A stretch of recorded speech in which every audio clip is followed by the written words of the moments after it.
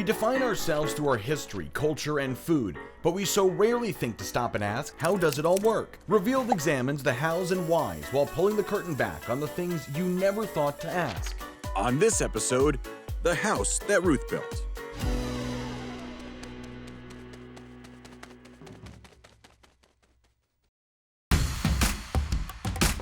Yankee Stadium. To some, it's a modern marvel. To others, it's a cathedral of baseball. You're in a place that's bigger than anything you've ever been involved in before. There's something about Yankee Stadium, something you feel before you ever take your seat. On the one side of the stadium, it says Yankee Stadium, very big in bold letters. Yankee Stadium is iconic. For more than a century, this stadium has been home to legends, to history, to heartbreak, and to hope. This beautiful field, these stands, it's blue skies. There's just something so astonishing.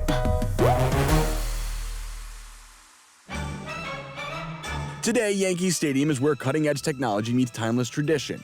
But Yankee Stadium wasn't always this way. In fact, the team that calls it home had humble beginnings that may surprise you. So a lot of people may not realize that the Yankees start out life as the Baltimore Orioles. It's like, whoa, what are you talking about, really? That's right. It all started in 1903 when Bill Devery, a former New York City police commissioner, and Frank Farrell, a businessman involved in the gambling and casino industry, bought the failed Baltimore franchise. They moved the team north for a fresh start in New York City. They moved to a place called Hilltop Park. It's in Washington Heights, and they become known as the New York Highlanders. And they spent 10 years there. Over time, the press would often refer to the team as the Yankees, originally a term for Northerners, especially during the Civil War. Newspapers preferred Yanks because it was easier to fit into a headline. By 1913, the New York Highlanders officially changed their name to, that's right, you guessed it, the New York Yankees. They moved to the Polo Grounds in Upper Manhattan, sharing the field with the New York Giants baseball team, who'd been playing there since 1891, and the team soon became rivals. 2 years later, in 1915, the team is sold to Jacob Ruppert and Tillinghast Houston, two very successful businessmen. Jacob Ruppert owned a brewery. He was a past U.S. congressman. Houston was an engineer and a businessman. And so it was a few years later, when everything changes, when Jacob Ruppert buys Babe Ruth from the Boston Red Sox. And this is the beginning. George Herman Ruth, affectionately known as Babe Ruth, was born in Baltimore, Maryland, and grew up in an orphanage. He was a star pitcher and emerging slugger for the Boston Red Sox, where he helped win 3 World Series titles. That first year he came, he hit 54 home runs, which was more than any other team in the American League had hit. Babe Ruth is this huge star. The Yankees start outselling the Giants in their home field. Right? It's like being the most popular kid in school, and some new kid moves in, and all of a sudden they're getting all the attention. You're not gonna like that. So the Giants, they tell the Yankees, you gotta get out.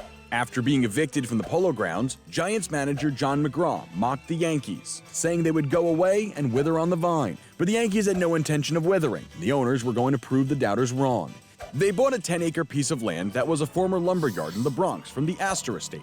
The Astors were a wealthy family whose fortune was built on fur trading and New York real estate. The owners were drawn to the Bronx mostly due to its access to transit lines, but critics were uncertain fans would travel that far. A lot of people wanted the Yankees to stay in Manhattan. Jacob Ruppert finds land for sale directly across the Harlem River from the Polo Grounds in the Bronx. They hired Osborne Engineering to design the new ballpark, the firm behind Cleveland's League Park and Boston's Fenway Park. Construction started in 1922, and to meet the demanding schedule, 500 men worked double shifts daily to get it done. So they get the ball field done in less than a year, 284 days. Amazing. It cost between $2.4 and $2.5 million. But it's not just going to be a ball field. It's going to be called a stadium, the first of its kind. It's the first ball field built 3 tiers, a 3-tiered stadium. And it's going to seat 58,000 people. They're going to get more people in there. Oh, yeah. Calling it a stadium was deliberately chosen to evoke a grander scale and feeling than a ballpark. Instead of wood, which most stadiums were made of at the time, it was built of concrete that was developed by Thomas Edison's company, Edison Portland Cement. This was to prevent a fire, such as one that happened at the Polo Grounds, which burned down in 1911. It was the first stadium to have a running track or warning track in the outfield. This innovative addition would give fielders a warning surface to help prevent collisions while chasing fly balls. It was a monumental feat of engineering, requiring 2,300 tons of structural steel, 3 million lumber boards, 1 million brass screws, and 13,000 cubic yards of topsoil to prepare the field. And one of the most iconic features was the frieze that lined the roof of the upper deck.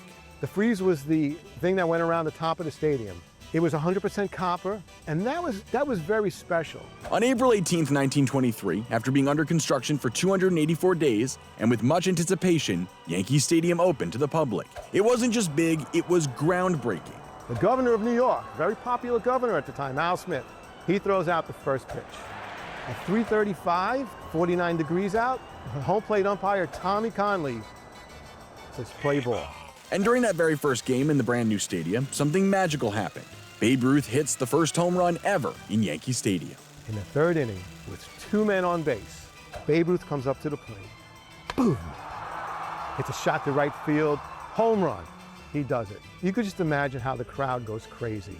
He christened the stadium in the right way, and Yankee Stadium became the place that people wanted to come. After the great Bambino hit that home run, it set the stage for some amazing moments to come, including the Yankees winning their very first World Series in 1923, the same year the stadium opened.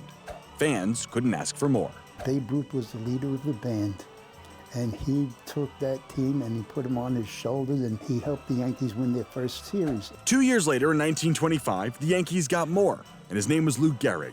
A powerhouse from a working-class New York City neighborhood, Gehrig teamed up with Ruth to win 3 World Series together.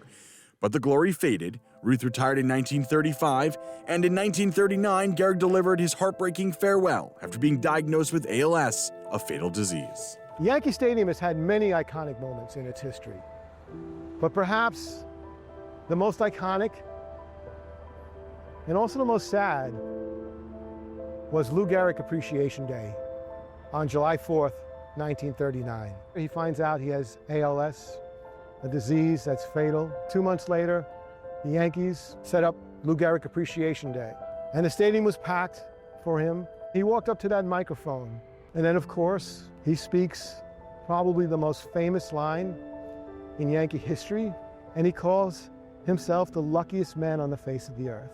That day will live on in the heart and soul of Yankee Stadium. In the years following World War II, Yankee Stadium would evolve with the times and add modern elements. After 23 years of only playing day games, on May 28, 1946, Yankee Stadium hosted its first ever night game, drawing over 49,000 fans to witness the powerful glow.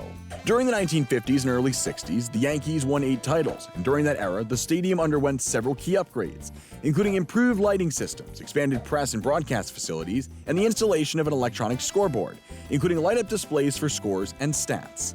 It was called the most efficient scoreboard ever built, and in 1967, seats were painted royal blue.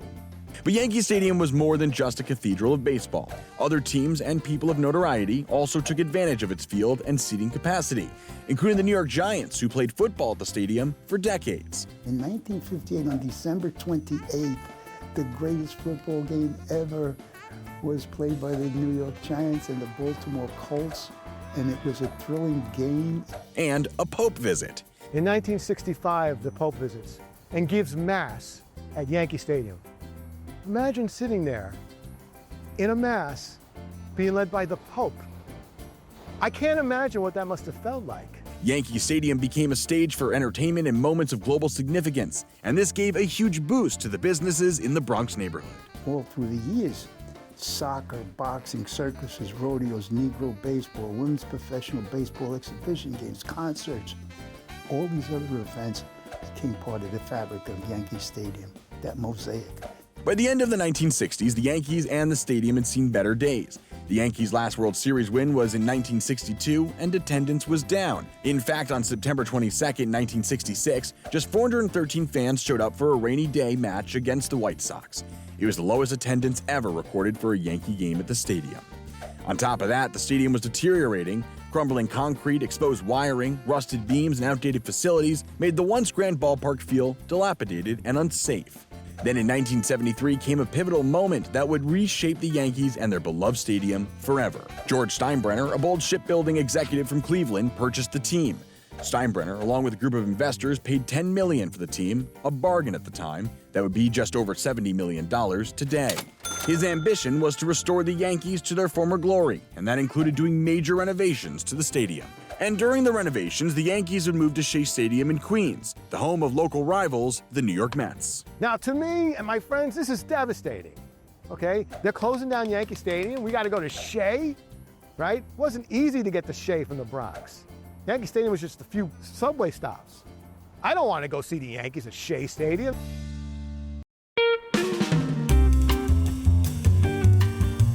When I was growing up, there was a saying that the Yankees had at any moment a great moment, and they weren't very good when they came up with that marketing strategy, but that really does sum up, the Yankees at any moment a great moment. One of those great moments was the Yankees coming back home.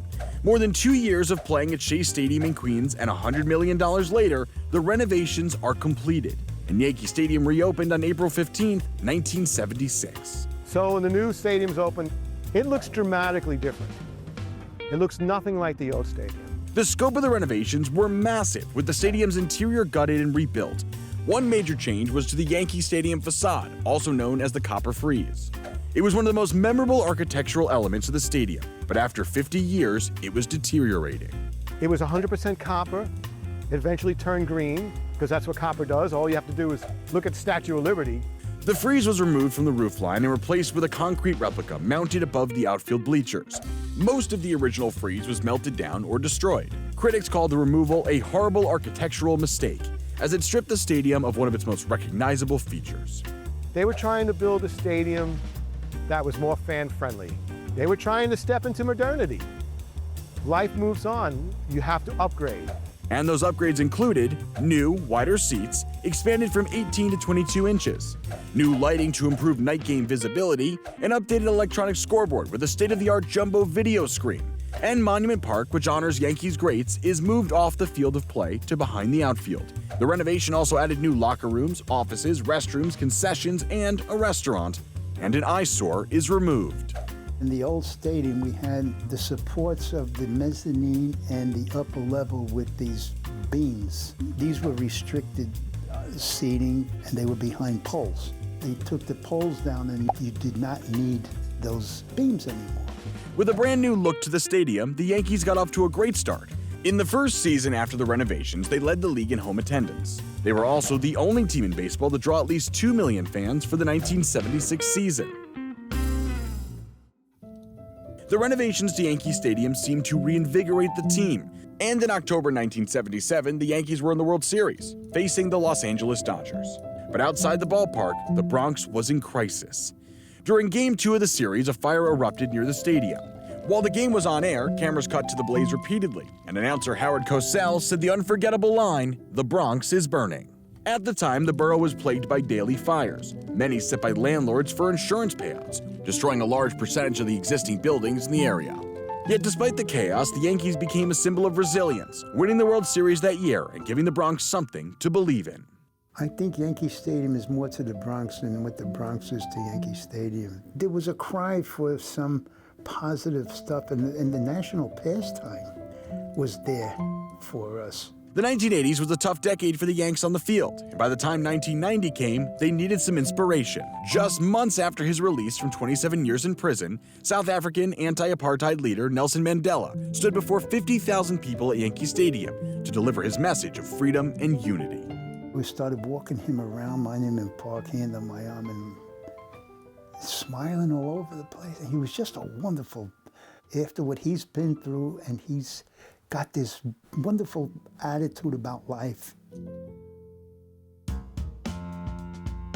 By the end of the 1990s, the Yankee Stadium everyone loved needed some love. There was talk of refurbishing the building, but a report estimated that it would cost over $750 million, prompting Mayor Rudolph Giuliani to propose a massive new stadium on Manhattan's West Side, heavily bankrolled by taxpayers. Then, on April 13, 1998, just days before Yankee Stadium's 75th anniversary, a 500-pound beam collapsed inside the ballpark.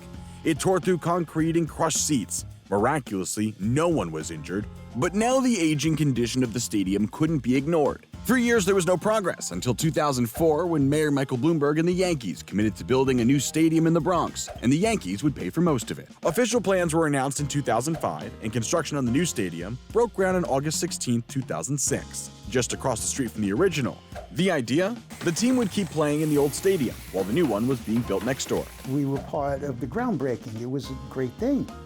And knowing that we had a new ballpark that we're coming into. For some, losing the old stadium felt like the end of something sacred. This is history in the making. We could have made this into a museum or something.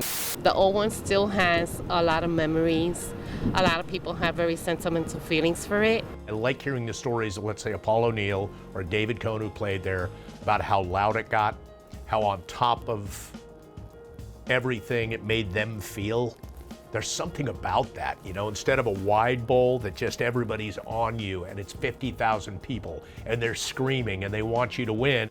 September 21, 2008 was the final game at the original Yankee Stadium. Franchise legends are on hand and fans are allowed on the field a final time before Babe Ruth's daughter throws out the ceremonial first pitch. I'm sitting there imagining Babe Ruth and all the other greats hitting home runs, you know. It's going to be sad to see it go. The new Yankee Stadium took 2.5 years to build. Costing $2.3 billion, the new facility sits on 24 acres of land. It required 7,000 steel structural blocks, 15,000 gallons of paint, 946 miles of electrical wiring, and 20,000 light bulbs. With a seating capacity of 46,537, it ranks as the 5th largest stadium in Major League Baseball. Though smaller than its predecessor, the reduced seating allowed for more luxury suites. And in April 2009, it opened its doors. What better way to open up a brand new stadium in 2009 and win a World Series, just like they did in 1923 when they opened up the original Yankee Stadium. Meanwhile, across the street from the new stadium, preparations were underway to bid farewell to the original. Seats and memorabilia were carefully removed for sale. Demolition began with the bleachers. On May 13, 2010, the final remnant, the right field upper deck, was torn down. 87 years after it opened, and 26 World Series wins later, Yankee Stadium, the house that Ruth built, was gone. Yankee Stadium didn't just open, it made a statement. It was designed by Populous, the international firm behind icons like the futuristic Sphere in Las Vegas, the vast AT&T Stadium in Texas, and Citi Field, home of the New York Mets. The goal was clear: preserve Yankee tradition while elevating the experience. And the tribute goes beyond the walls. Just across the street, the site of the original stadium lives on as Heritage Field, a public park where Little Leaguers now play on the same hallowed grounds once walked by Yankees legends. I love what they did with the ground of the old stadium, how they made it into a park, and how there are baseball fields there. So I think that's really special because you can now walk across that field onto the ground that Babe Ruth walked. Right? You could be a Little League team and play on the same grounds that Babe Ruth, Lou Gehrig, Mickey Mantle played. So that's real special. And just down the street from the iconic stadium stands another kind of Yankees institution, and is deeply woven into the fabric of the neighborhood's rich history. This is the Yankee Tavern, a Bronx staple since 1927 that has stood the test of time. It's going to be 100 years old very shortly, so we're going to be doing celebrations. It's been here even like Babe Ruth has been here. You know, when you go back to some of the old ball players, they were allowed to come out to these places. Down the block from Yankee Stadium, Carolyn Bastone helps carry on the legacy at Yankee Tavern, which has been in her husband's family for generations. His family, his father, cousin, uncle, were the owners, and my husband purchased it from them. So my husband is the sole proprietor. About 80 years it's been in the family, my husband about 40. There's an energy in this neighborhood from the concourse, even on the other side, coming down here, going over to the stadium. It's just a neighborhood feel you get that you want to be part of it. And Yankee Tavern isn't alone. Just steps from the gates, River Avenue comes alive on game day. It's a sea of pinstripes, passion, and that unmistakable Bronx energy. Let's go! Each place has its own personal touch on how they appeal to the public. And we all work together. You know, we're part of a community and we all know it. Yankee Stadium is about community. It's the backdrop to countless childhoods, a gathering place for generations, and the heartbeat of a neighborhood. And as Yankee great Paul O'Neill so perfectly puts it, no matter how many times you walk into Yankee Stadium, old or new, it never loses its magic. every once in a while you do kind of look around and, you know, see 40,000 people and watch somebody hit a home run, and you see, you know, the noise, and you don't take it for granted because it's always fun to come to the ballpark.